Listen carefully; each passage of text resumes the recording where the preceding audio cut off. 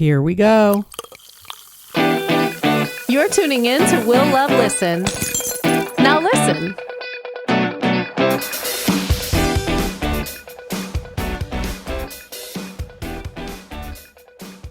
Taylor Dayne, the American Music Award winner, multi-Grammy nominee, one of the most successful dance artists ever.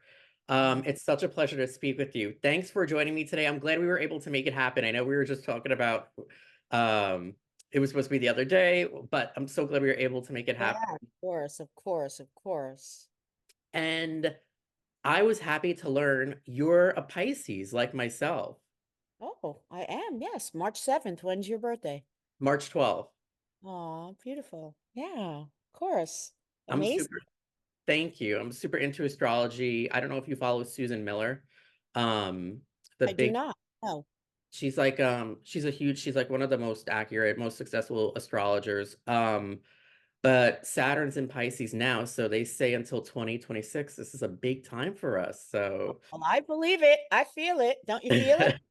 yeah, I do. I feel it. Big Trust time me. in what ways? Like just energy or, like what? They say like Saturn goes into like your sun sign, like meaning like whatever people are, like in our case Pisces, every 30 years. So we only get it like usually like three times in our lifetime. And it's basically like a period of a lot of growth, a lot of testing, but also a lot of success. And they say like when it exits, we usually get some type of big culmination of something. It's good. It's good. It just Um, started? yeah, almost a year ago. Yeah. Oh, it did. Yeah. Amazing. I love it. I love it. I I love know, it. right? Me too. Yeah. And there's a lot to discuss with you because you've been in the public eye a lot lately. Speaking of Yeah. that, and I feel like you're having like a resurgence. My So Saturn year. yeah, right? And So one more? two, Good. I have well, a lot two to more do. I have a this lot to year do. I and love next it. year. So it's gonna be going on. Um, So, I mean, I would love to talk about like your career from start to finish because you made such an impact on the music industry, and dance music as a whole. So, when you started your career, because I know you're from, because I always interview people from all over. You're from this area, like the New York tri-state area. Yeah, I don't know where you are at this moment, but yes, I'm in lovely California, up in gorgeous Santa Barbara, and Oh, I love that. I take my peace now very seriously, my quality of life. Yeah, I grew up in New York. I mean, I am a New York girl. I was born in New York City Hospital, raised in the Bronx until I was about 2 or 3, and then we moved to Long Island, and that's where I did most of my growing up, and then went back into the city, and you know, that's where I'm from. The music industry has changed and evolved so much. But Um, yeah, what are your thoughts of it when you were coming up in the game to now? And did you ever think that you would have such long-lasting success? the funny thing, oh well, it's like there was no technology of what we're using today. The first time we started sharing files of music this way without somebody saying, "Hey, man," I mean, I had mixtapes in the '90s. Somebody would make me a mixtape. You know what I mean? That's the early '90s, but nothing, computer or internet, exchange of that kind of data, and like until Napster really started coming along and really trying to, you know, share files of music without, I mean, I came from the music industry of you buy a record, you buy a tape, you buy it changed to CDs where we couldn't even believe we didn't, we had to move things. So my first record came out in 1988, 87. So, I was part of the record business. And that was quite a, you know, do you remember you used to pay? I mean, you don't, because I don't think you were born in 1987, but at the same time, um, I think a record almost was like 16.99, Wow. $18 to buy a full album. And CDs were too, Well, see, um, later, but you know, later. you'd get cassette singles ultimately that started in, I think, the earlier '90s. Yeah, because I remember on my second single, on my second album by Can't Fight Fate, we'd have in the first one, it was very, cassette singles, like those were $2.99, $3.99. And like, look at us buying a song now for $1, or 99 cents or $1.99, so it's just a whole different thing.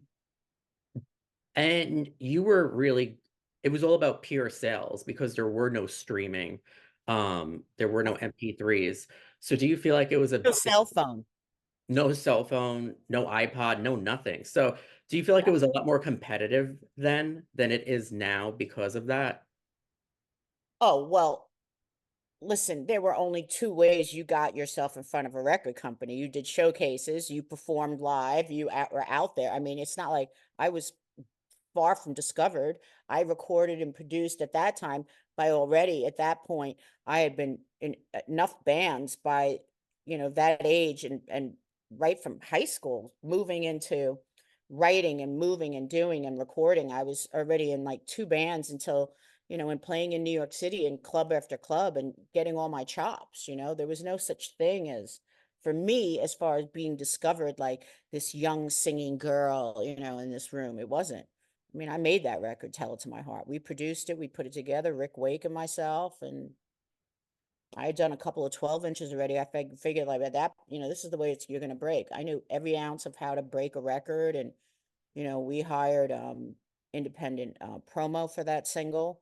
And it just happened that Arista heard it and picked it up and took it as a single option album. And the rest of my career is history because that single blew up, Tell It to My Heart. But Yeah. they had no album in the can. I had been a demo singer and been singing and trying to break, but it's the same writers that did Prove Your Love. We brought that thing. And then Don't Rush Me was, I think, the third single. Actually, I'll Always Love You. I'll bring that to the label. But we had nothing. Like, it was this hurry up and, catch up game because I think we even released Tell It to My Heart in Europe first, and it just blew up. That's amazing. And it's still blowing up today because you collaborated with Cash Cash on the remix. It's doing so well. It's like #1 dance song now, then and now. So Testament to, like a great song is a great song, but a classic song, like, that's you're asking me now, like, what is how do I stand for all these years? And I fight for the privilege and the right to be here. I've worked very hard, and there is no yellow brick road other than your work ethic. My work ethic was always pretty hard, but I mean, this is where I want to be. This is how I want to be, and it was my determination to make a remix and do a remix, a reproduction, and redo Tell It to My Heart. I just didn't think we'd keep so much of of the original song. I thought we were just going to use the chorus, but I have to tell you, like, it was my intention for my 35-year anniversary to get this to blow up this single again. And I reached out to Dave Waxman, president of Ultra. I said, who's the biggest dance label? Who has the greatest, producers, DJs? And he had Calvin Harris to, you name it. And Cash. He goes, I think this duo is going to really be able to, take something this iconic, utilizing your vocals, but we recut everything, and the guys killed it. they did. It's such dance music is my favorite genre, and it's such like a good mix. It's such a good anniversary mix. Yeah, don't you feel like you feel the energy and the iconicness of the original song at the same time, though? Yeah. It's just like, wow, they flipped it, went in there with, the vocoder, and it just like term. I mean, it's just amazing. It is. And I was surprised to see you on Beverly Hills Housewives the other night. I was on the Real Housewives, yeah. We were watching that last night. No, I mean, listen, I know some of the girls. Erica Jane was just so sweet and incredible, and Paula and I go back from the beginning of my career and her career. Like, she was Paula Abdul was the choreographer for me on my video Prove Your Love. Oh, wow. I mean, we go back 35 years, This is and to be together and know each other all these years, and then yeah, being on the Housewives. I mean, believe me, PK. I got a call from Dorit's husband, and he happens to manage Boy George, as you might know. I don't know Yeah. if you watch Housewives, and Dorit's husband, PK, and he goes, Taylor, we're having an issue here. It was Boy had a George had to fly back to London. He was originally going to be doing this for her. This was her charity, Dorit. So it was important for her to have a great performance in the show and have, Paula involved. And when PK called me, and it was just such a funny thing. And I think George had a personal issue and had to get back to UK, so he couldn't perform. And he asked me if I would, and it was like, my goodness, turn around in a day or two, and yeah, we made it happen. But I didn't know if it was that quick of a turnaround, but it I mean, worked. listen, this was taped months ago, but I remember getting the call and going, and believe it or not, this is how bizarre this were. I got a call from Belinda Carlisle's son. From Duke. Duke texts me, goes, Taylor, I know this is so crazy, but are you in town this weekend? My mom's, wherever, Belinda's always in some foreign country. And anyway, he goes, and then I got a call from PK. Could you do the housewife? I was like, what?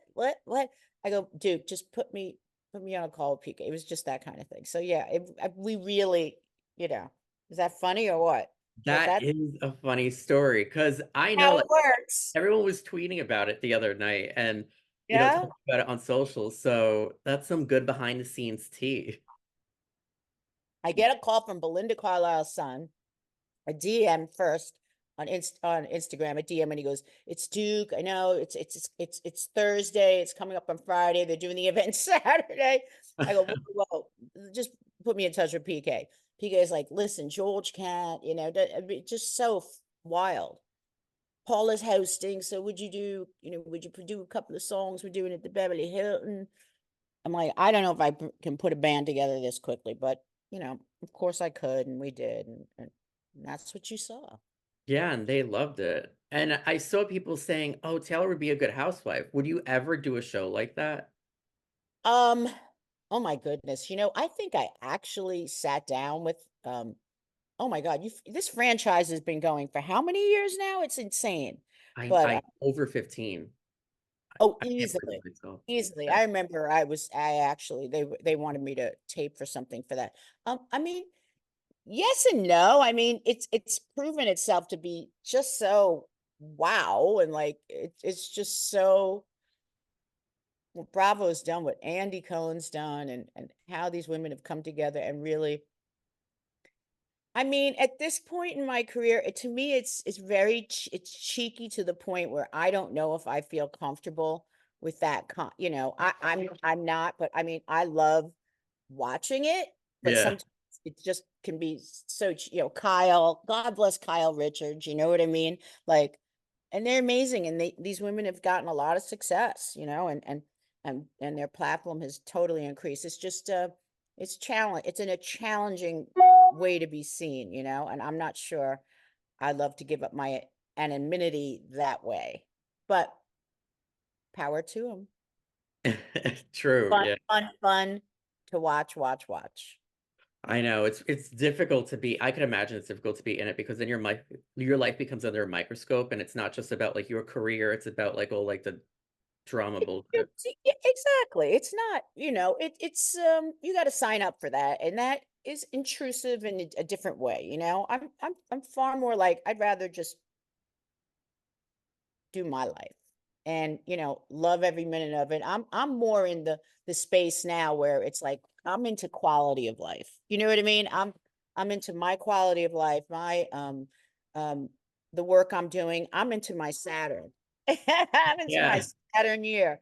Like, last year was filled with milestones, and I will be continuing in that. I'm just very excited about it all. What's How going on? Because I know you've been working on some new music also, in addition to that Well, I original did during stuff. pandemic. So I worked with the great Greg Field, 9-time Grammy recipient.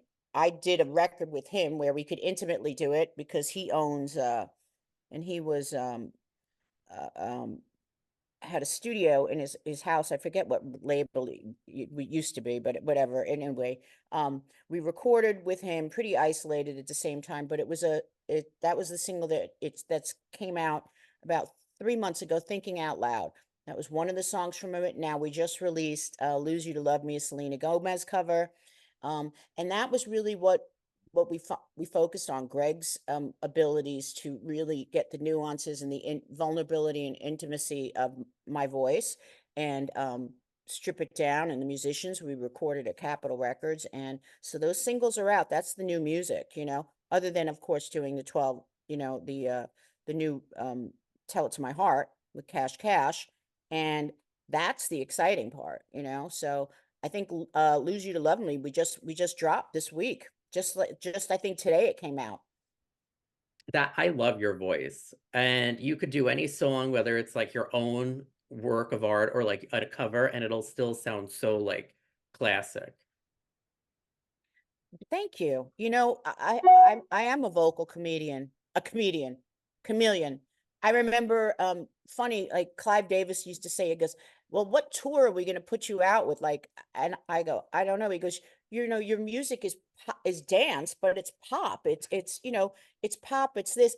And I remember the first tour was then with Michael Jackson, and I was like, "Oh, I see. I see music, how I broke through many genres of music, it was interesting to watch how I was nominated in these categories, very believably in dance, adult contemporary, pop, rock for Shelter. I was like, no way. And yeah, it's wild. That's amazing. Who is your But now favorite? you look at Kelly Clarkson and you're like, that girl can sing the phone book. Well, that's what it was. I could sing the phone book. You know what I mean? And make it Yeah. sound. That's kind of was the compliment I was given at one point. But you must and have your unique sound, your own sound. So was my development and challenge, and that was my growth as an artist, and that's how I worked on it when I was much younger. Who is like your favorite person? I know you just mentioned that you're touring with Michael Jackson. Who is one of your favorite people or some of your favorite people in the industry that you've worked with, whether in front or behind the scenes? Oh, well, some of these women I just brought up, I mean, you don't see behind closed doors like the girls that I still talk to that are really Debbie Gibson. Like I talk to Debbie or Belinda, Paula. Um, you're talking about warrior women, survivors. Like we've gone through it. Leanne Rhymes. Yeah. I mean, we've gone through our own, everybody does. And yet here we are, and so those are four women I can think of at the top of my head. Tiffany, um, of course, Cyndi Lauper. These are women that, at least in my world, we've crossed paths and we've talked, and they've had impact on my life, and I've had impact on theirs.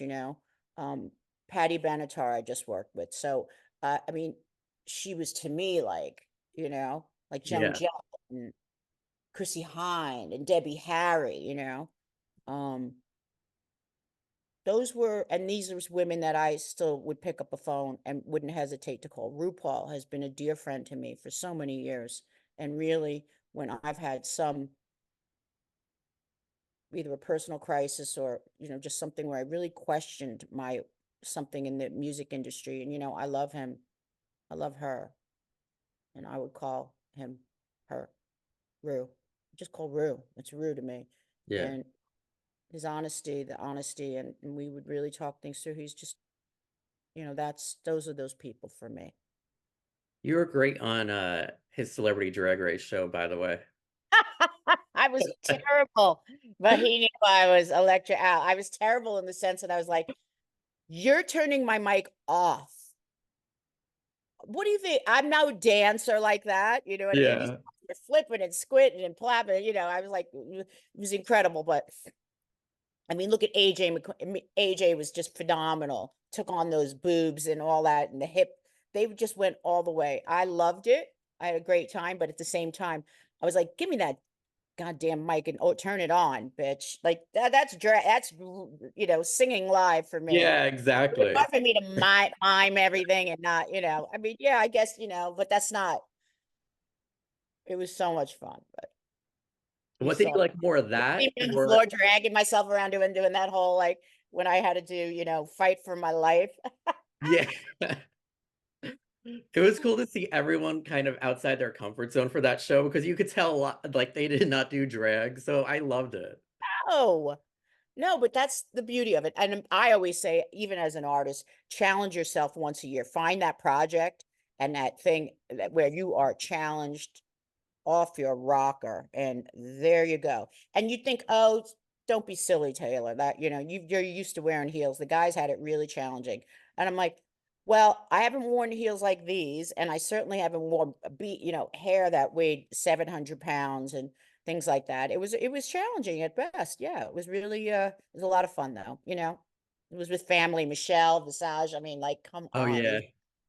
she's like, we go back so far because of Leah Remini, and yeah, it was Oh amazing. yeah, on VH1, the show you did with Leah.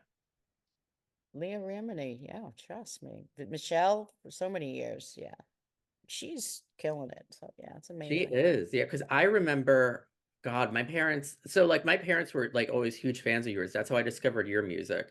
Okay. And they were big fans also of a radio station, ironically, that Michelle used to like DJ on, KTU over here in New York. So, 92, babe.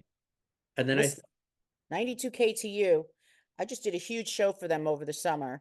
And that was with me, Kylie Minogue, Deborah Cox. Did you know that? In Jones Beach, we just did their big anniversary. It was incredible.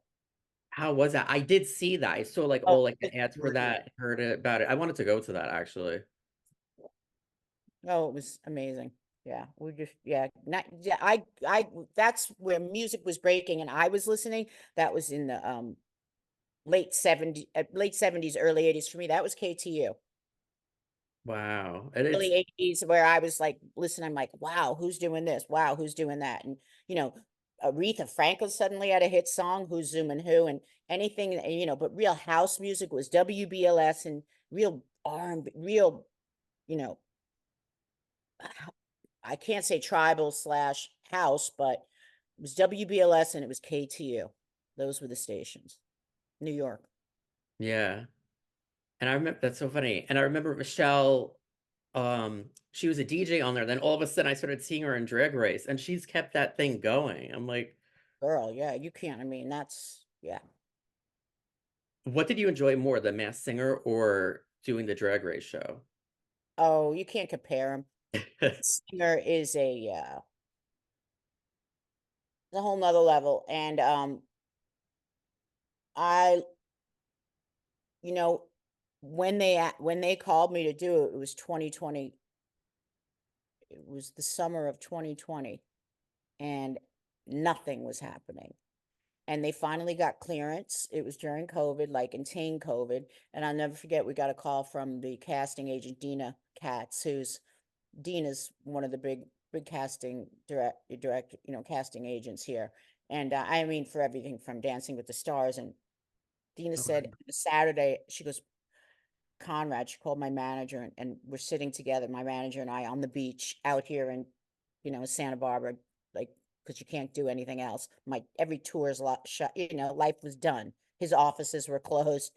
Like we were, and she goes, we're going back to tape and we want to know what Taylor's availability is. And he's like, I have Taylor with me right now. What do you mean what her availability is? What do you mean, Dina? What are you guys doing? Well, we're shooting. We can shoot. We got clearance. She has to come in and do the testing. And if she wants, we can get her on the Masked Singer and we can get her into that. There's three groups. And I was just like, yeah. So there we were in masks, with masks, Yeah. under masks, showing up hooded, like the anonymity on this, and meaning there was nobody shared, like they were so hush hush about everything. And yet it was one of the top creative experiences for me as an artist, because every single choreographer, um if you noticed the the production anybody that was involved in stage clothes, people that were normally on tour, everybody was just home, locked up. And the idea that we could work, and the dancers, we had the pick of the litter was home. Not one tour was out and it was nothing. So they Yeah. were like, well, today we're going to work with, we're going to do set design with so-and-so and this one and that. And I mean, I couldn't have asked for more of a dream team. That was my first experience with Masked Singer. I've obviously gone on a couple of times since then and gone on as a guest host, a guest judge, a guest, and performed live. Just, I think like 3-4 months ago. No, yeah, in December, I was on um, their season of where they're narrowing it down to the top top 3. But I loved it. I really loved it. I got to I became this persona, and I got to really the creativity of it was enormous for me. I loved it. I really did. It's You could, that was a good season hard because as that hell. one, yeah. Just because of the physical aspect of what you're putting yourself in. These costumes were far from stable and this and that. And, you're singing live. I sang live. We obviously taped and sang live, but I mean, our choreography, our moves and everything. And it was so challenging, and I loved it, every minute of it. That's one of my favorite shows because you see like all the creativity that goes into it. Ooh, a lot. Because you're thinking, and also you're not trying to give it away. My vocal voice now, would Robin have known my voice, or Jenny, for years, potentially, possibly, but you're the challenges, the music, working with producers, coming up with the songs and the material, and I went there. I loved it. Yeah, that was good. Your season Not to particular. mention Pop. Did you see like Yeah. she's a fan favorite. Like she was, hi, Pop. I don't know how they do it because it looks so the costumes, like you say, they look like they weigh a lot. They look like I can imagine you're probably like sweating in them. And It's couture. It's nothing short. Like these designs are incredible. They weigh a lot. They're, every costume's different. It's all, you know, top to bottom, an incredible experience and very, very creative. speaking of performances, I know you're going on the road. You're actually doing a show locally to me in Englewood, New Jersey. Oh, fantastic. Yeah. Was that the Lavoy? Bergen Pack. Okay, Bergen. Okay, yeah. Fantastic. Yeah, we're pumping. I go out on the Love Me tour. We start that tour February 29th. Nice. Nice. So you have like you're getting all these dates lined up. I'm looking forward to it because I'm gonna be at the Englewood one. So what could everyone expect? Well, I've been, you can't. What's to expect? I'm one of those artists that I deliver. I will pull into my hits, but to me, it's a performance, a live performance is like a show. You want to see a beginning, a middle, and an end. You want to go on an experience. And that's what I feel like it has to be. I incorporate some media, like, video and all that, but to me, it's about the journey you take with me. And there's some new music, meaning there's some versions. And of course, my job is to continue to challenge the music that I've already recorded and that fan favorites. Obviously, I would never deny them, and yet at the same time, you know, doing Tell It to My Heart for me is a different experience every night because the audience changes. Yeah, I Think could about it. imagine. It's true. Different energy every night. Every night. Yeah. So that'll But be fun. creatively, music direction, we've definitely worked on that, and I've worked on that I work with the great Kevin Teasley, and my live show is fun, energized, and sounds fresh as hell. Are you going to be doing meet and greets too? Some of them, yeah, we have a lot of VIP meet and greets that are going on a lot of them, but fans just have to go to the ticket sites, and whether they're going into Bands in Town, Songkick, yes, they will see what shows that option is there for. They can buy their VIPs, and that's all set up, and they can do meet and greets with me, and everything. Just get on taylordayne.com if you don't have an Instagram account or Facebook, but each one of them has their own bios and links, and it takes you right to my tour page. Spotify, for instance, if you're on Spotify, it'll take you to the artist page, and it'll show you my tour dates, and you can find, and then it should take you right to Ticketmaster. Nice, nice. I'm excited. I'm looking forward to that. Wonderful. And you have your hands busy, and you're an advocate for like a lot of different causes, um, which I Well, love. I love seeing that. And I know you have like a big gay fan base, and also you're an ambassador for Fit for the Cure. So could you speak on that? well, that's just part of this incredible my last year. I had a bout, a pretty serious bout with colon cancer. And that was my challenge. And my challenge was to come back stronger than ever. And during that process, which took me down, I had a fight to come back. It really challenged me on why I still want to be here and what I'm doing and what my purpose is. And I feel more invigorated and more because I'm so much more in tune to my body and its needs, and where that synergy came with Fit for the Cure was they saw me out there talking and on a couple of talk shows. I didn't even think they would be. I wasn't going for the interest of it. GMA just picked it up, and um, it just was. I became kind of a vocal, talking about a disease, talking about cancer in a way that I never thought it would hit me, but colon cancer, I never even would have, I had nothing symptomatically. I had nothing Scary. except early detection.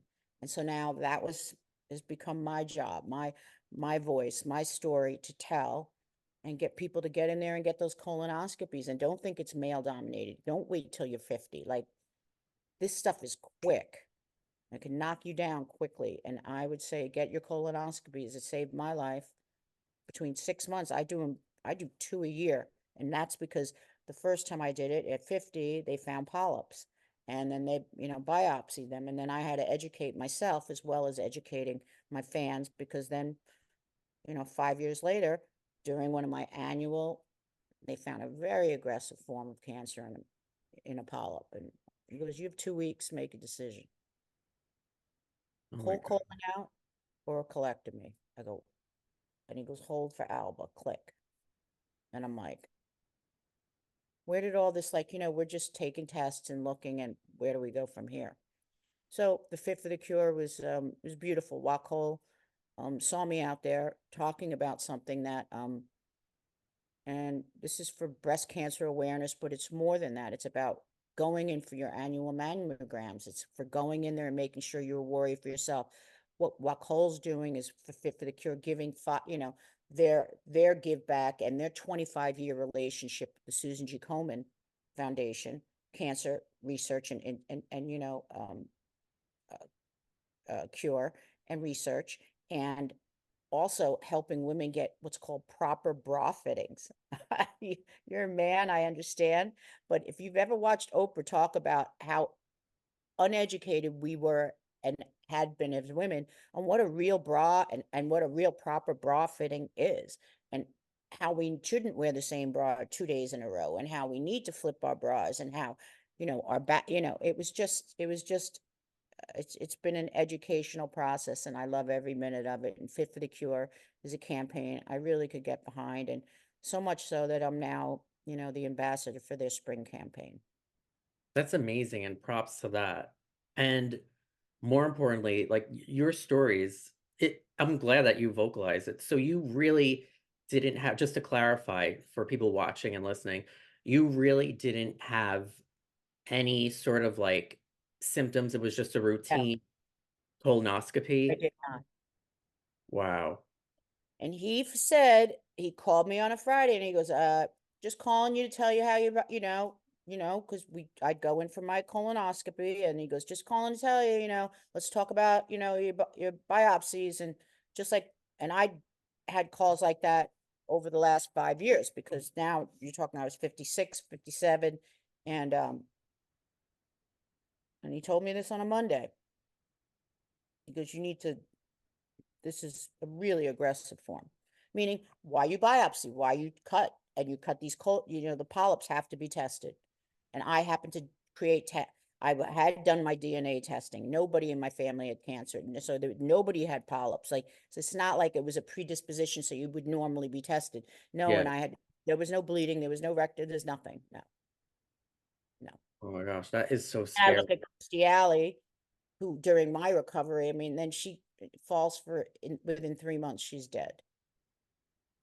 And numerous people we've been talking about. So this is an talked about, form of that needed to have some conversation. Yeah, no, absolutely. And I'm glad you shared that story because I think a lot of people think that they can't be ill if they don't have any symptoms. So I No, think well, it's early important. detection is the key for any form of cancer, let's be honest. So mammograms, colonoscopies, these things that we can do for ourselves, which are part of our daily routine, but a lot of times we just sweep it under the rug and wait until, Yeah. something gets too, it's too late. Wow. So thanks for sharing that, by the way, and props for like Gross. all the work that you're doing. Kudos. I appreciate that. And it's been so great speaking with you. Thank you. Lovely I have speaking. one question before we kind of close this out. Sure. Um, or in the beginning of the interview, you talked about how like peace was important. You showed like your serene setting. I'm assuming you live in on the West Coast now, that's like your home now, Yeah, Santa. I've been here. I raised my children here. I've been here about 23 years now. What do 20, you what but I did didn't, I was bi-coastal forever and ever and ever. And, I went back and did AIDA, I mean, this isn't, but go ahead. oh like what advice do you have? Because like you said, peace is very important for you now. And I think that's becoming a topic today, and it's something I'm getting into. Quality of life for me, but I'm also, Quality and of I'm in, life. How do you maintain your peace? um, I have vision boards. I wake up and my affirmations are a big, my quality of life is now, my morning routines are really important, whether I can do them from here, from the road. Understanding that time with yourself is very important, that 10-minute, that meditation. There's a lot of ways you can do that for yourself, but I mean, physical, mental, emotional, and spiritual. My spiritual connection to the work I do, my physical is the workouts, my Pilates, my walks, my hikes, and then my spiritual connection to my higher self and my being. And I keep reminders around me all the time so I can stay in touch with what's important to me. And then I put myself physically in places that I wake up every day and I'm awe-inspired. Good advice. Good advice. I need to start. I've done vision boards like not recently, but in the past, and I was surprised that they worked. So I need They to really start getting are. But I just have even just sayings that, if you can see this right here, except you see my tissues too, but like it's all good.